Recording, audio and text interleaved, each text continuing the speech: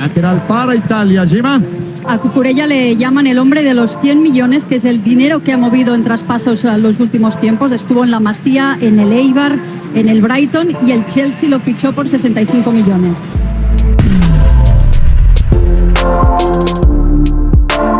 Un saludo a todos, compañeros blaugranas. En el partido de España-Italia, yo sé que Nico y Lamine se llevaron principalmente los aplausos, pero Marc Cucurella es un jugador que, más allá de que cuando lo veo en el Chelsea siempre me pregunto cuánto nos aportaría en el Barça, pues una vez más me hizo recordar la importancia de la Masía, la calidad de jugadores que salen de ahí y la desgracia que ha sido para nosotros la época Bartomeu. Porque claro, en cierto momento de la narración, al menos yo vi el partido por ESPN, la periodista Gemma Soler lo mencionó, ¿no? Lo nombró como el hombre de los 100 millones. Un poco sorprendente para mí esta afirmación, como si hubiera costado 100 millones.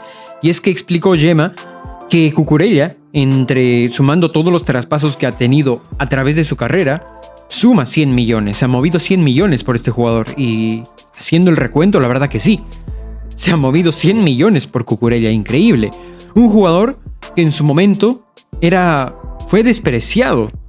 Ya no voy a decir nomás por la directiva del Barça, porque creo yo que mucho nos dice el hecho de que no haya salido prácticamente ningún canterano relevante en toda la época del bartorroselismo.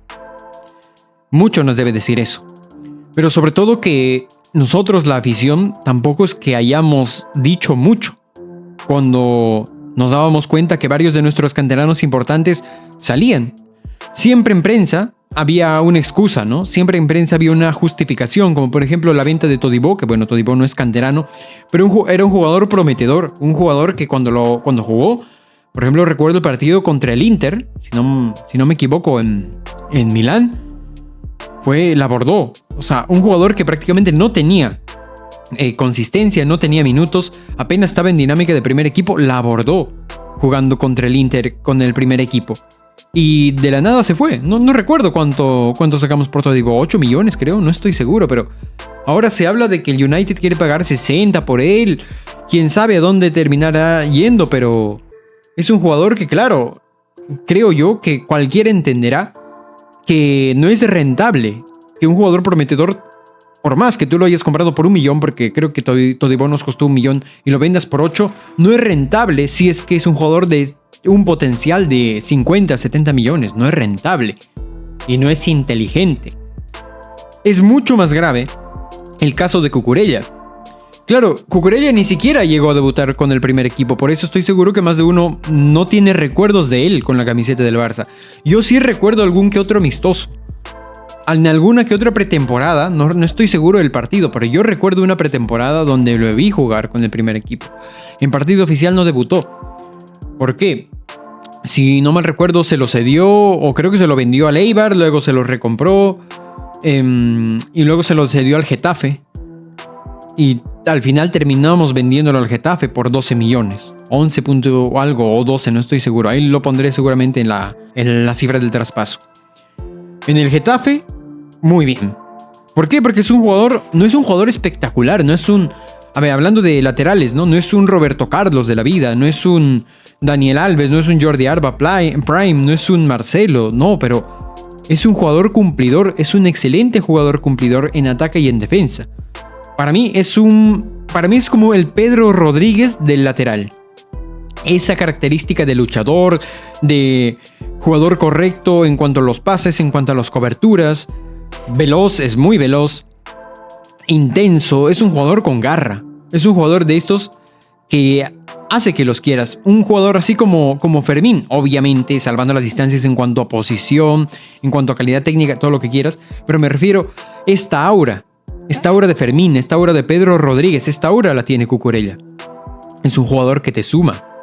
Y claro, como digo, lo vendimos al Getafe por 12 millones. El Getafe creo que 1 año nomás duró en el Getafe y lo vendió al Brighton por 18. Y el Brighton, en 2022, si no me recuerdo, lo vende al Chelsea por 65. 65 millones costó un Cucurella que se nos fue por 12 millones. Y más allá del precio, como digo, imagínense ahora mismo tener en esa banda a Balde y a Cucurella. Para mí estaría cerradísimo el lateral izquierdo con esos dos ahí. Incluso me preocuparía a Héctor Ford, porque para mí prácticamente no tendría minutos en el lateral izquierdo. Afortunadamente, Héctor Ford juega por lateral derecho, no es polivalente por ambas bandas, pero se entiende. Pero claro, ¿por qué pasó esto? Ya no solo porque estaba Jordi Alba, y mucho se ha comentado en el entorno de que él no quería, ¿no? Lo mismo que Piqué con Todibo o con De Ligt. Estos pesos pesados que no querían una competencia fuerte, porque, como dijo Rakitic, su puesto estaba ocupado. Como digo, lo que pasa cuando le haces caso a los jugadores es que los jugadores piensan en su conveniencia, en lo que les conviene a ellos, no en lo que le conviene al club. Y bueno, pasa lo que pasa. Se te escapan así jugadores. Pero ¿qué es lo grave para mí? No solo que hayamos sacado Cucurella por 12, un canterano que hubieras aceptado de buena manera la suplencia, entrar poco a poco, sino que, sobre todo, si no me recuerdo, compramos a Firpo por 18.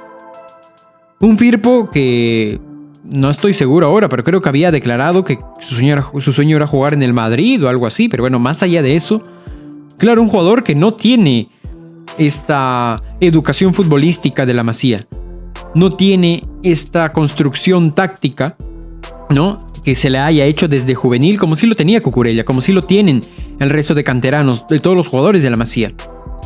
Claro, muchos se preguntan a veces por qué Xavi hace jugar más a Marc Guiu que a Vitor Roque. Una de las razones es esa. Porque esos jugadores que vienen de la Masía ya tienen en su ADN, ya tienen en su estructura mental futbolística muchos de los conceptos, muchos de los automatismos del estilo de juego del Barça. Cosa que hace que sea mucho más fácil que se adapten al juego del Barça, mucho más fácil que encajen y que prácticamente den rendimiento inmediato, dependiendo de la calidad y de la confianza de cada jugador, al fin y al cabo, ¿no? Pero por ejemplo, Cubarsí, lo que ha sido. Gavi, el propio Fermín, Lamine. La Masía no es solo una cuestión de que exporta talentos, la Masía es una cuestión de que exporta jugadores con una identidad que hace que encajen en nuestro estilo de juego. Nos hace ahorrar millones. Si te pones a pensar, te hace ahorrar millones y sabes gestionar la Masía. Como digo, a mí me parece casi que un pecado el pensar que deberíamos tener ahora mismo a Cucurella y Balde en esa banda y no lo tengamos. Para mí es tristísimo. Es tristísimo. De hecho, cuando veamos, como siempre digo, esto lo comento para aprender de el pasado. Cuando veamos que una directiva desprecia a un canterano y se compra a un jugador random de afuera, ya debe hacernos ver que esta directiva no debe seguir. Claro, hay razones y razones. Ponte que es un jugador, un canterano que aunque sea muy bueno, que sea un divo, que no haga caso al entrenador, tal y cual. Son casos excepcionales, pero lo de Cucurella no daba la medida. Grimaldo también es otro que se ha ido. Imagínense Grimaldo, que se habla maravillas de él y que es un jugadorazo en el Leverkusen, lo hace excelente. Pero Cucurella le ha pasado por delante en la selección. Porque, al menos para mí, Grimaldo en ofensiva, en ataque, es mejor que Cucurella. Pero Cucurella, en ataque y en defensa, es más balanceado y sobre todo esa intensidad que le mete, tío.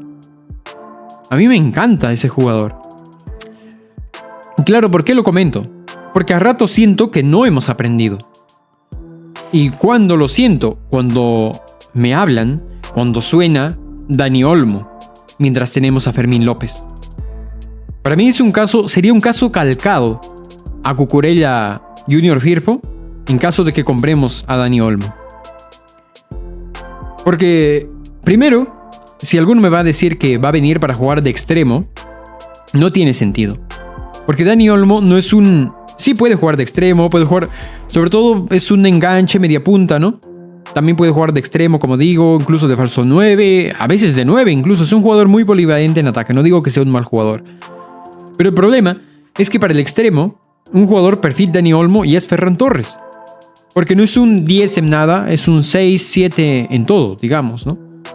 Y ya hemos visto que Ferran, siendo un 6 y un 7, sin tener esta capacidad, digamos, de destacar extremadamente como sí lo tiene Lamine, la presión la ha podido y al final el jugador se ha venido abajo.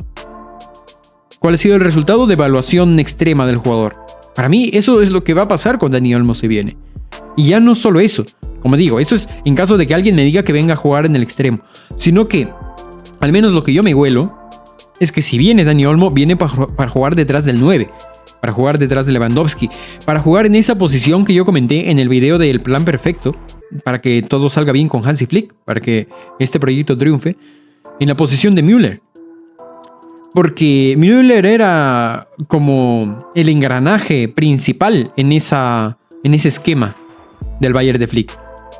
Y yo entiendo de que muy probablemente le guste Dani Olmo a Flick para esta posición. Pero para mí tenemos a Fermín. O sea, para mí Fermín, como digo, quizás en presencia física Dani Olmo es superior. Es más alto, creo que es más corpulento, pero por intensidad Fermín es mejor. Por pegada incluso Fermín es mejor. Por edad incluso Fermín es mejor. No podemos hacer lo mismo. ¿Y cuánto te cuesta Dani Olmo ahora mismo? 60 millones creo que dicen. No puede ser. ¿Acaso no hemos aprendido nada de lo que pasó con Cucurella y con Junior Firpo? Queremos hacerlo de nuevo con Fermín ahora. ¿En qué también? Por ejemplo, otro ejemplo, ¿no? Frimpong y Mika Faye. Que sí, que Mika Faye no es un canterano, pero ya es un jugador que está acá y que no sé ni cuánto costó. Costó poquísimo Mika Faye, si no me equivoco. Y yo sé que a muchos desilusiona Frimpong. A mí es un jugador bueno. Para mí es un buen jugador. Es un jugador que me hace acordar mucho a Semedo. Que bueno, yo sé que quizás Semedo no se le tiene mucho cariño, pero para mí era un gran jugador. Yo lo vi en su etapa en Portugal. Y me parece muy parecido a Frimpong. Ahorita quizás está en un estado de gracia por la dinámica positiva y de éxito que tiene el Leverkusen. O bueno, que tenía en la temporada pasada, ¿no? Y claro, lo ves brillar más. Como pasó con todos los jugadores del Ajax, ese Ajax de Ten Hag, ¿no? Cuando el colectivo funciona bien, pues la individualidad, brilla aún más. Pero para mí, Frimpong, ¿para qué? ¿Para qué si tenemos a Koundé por ese lateral? Y si es que llega Frimpong, significa que Koundé pasa a defensor central. Si Koundé pasa a defensor central, solo vamos a tener ahí a Araujo y Koundé. Y Christensen y Cubarsí serían los suplentes. ¿Y qué pasa con Mika Faye? ¿Qué pasa incluso Íñigo? Si Íñigo se queda, sería por detrás de estos cuatro. Y Mika Faye el sexto. No, o sea, ¿para qué? Frimpong creo que ahorita 60 millones no sale. No sale por menos de 60 o de 40. ¿Para qué? Por ejemplo, en el caso de Nico Williams, que se habla mucho ahora mismo, es diferente porque no hay un canterano, no hay un jugador que tengamos que sea diferencial en ese punto o que ya cumpla una función en específica. Dani Olmo, como digo, viene a tapar a Fermín, que Fermín ya cumple esa función. Para mí es diferencial incluso Fermín como media punta, si te pones a pensar, sobre todo por el remate que tiene, por la pegada que tiene. Mika Faye, ¿han visto jugar Mika Faye?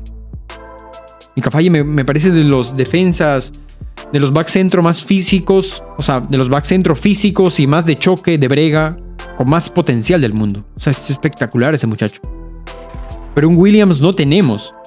Sí, tenemos a Lamine por la otra banda, pero un Williams no tenemos. Entonces, en ese caso sí es entendible la inversión. Lo que tiene que enseñarnos el caso Cucurella es que cuando compremos, tienen que ser jugadores diferenciales, jugadores en piezas específicas que no tengamos ya en el plantel, que no tengamos en la Masía. Si vas a invertir dinero en un jugador parche, en un jugador para completar, mejor apuesta por un canterano. Ya no solo porque va a encajar mejor, porque está criado en este estilo de juego. Ya no solo porque te sale a coste cero. Va a cobrar menos que un jugador que compres de afuera. Sino porque en la mayoría de los casos, estos jugadores criados en la Masía tienen el sueño de jugar en el Barça durante muchos años. Entonces, tiene ese aliciente. Hay ese plus de que al subir van a jugar con toda la ilusión. Van a dejarlo todo en el campo, porque están cumpliendo un sueño, porque sienten los colores. Yo no quiero tocar a Firpo, pero él no sentía al Barça, y es cierto, y no lo culpo, o sea, cada quien, ¿no? Imagínense, hay gente que es del Madrid, yo no entiendo cómo puede pasar eso, es lo más bajo que puede caer un ser humano, pero bueno, hay de todo en este mundo. No despreciemos a la Masía. Si vamos a invertir, que sea en alguien diferencial, y si no, Masía, Masía, Masía. Siempre Masía. Y eso ha sido todo por hoy, compañeros blaugranas. Déjenme en la caja de comentarios sus opiniones sobre mi reflexión con respecto a, el caso Cucurella y lo que pudo haber sido. Gracias a los que siempre apoyan el canal con su like y su suscripción, y un abrazo especial a los miembros del canal. Recuerden que este es un espacio de un barcelonista hecho para barcelonistas. Nos vemos en la próxima.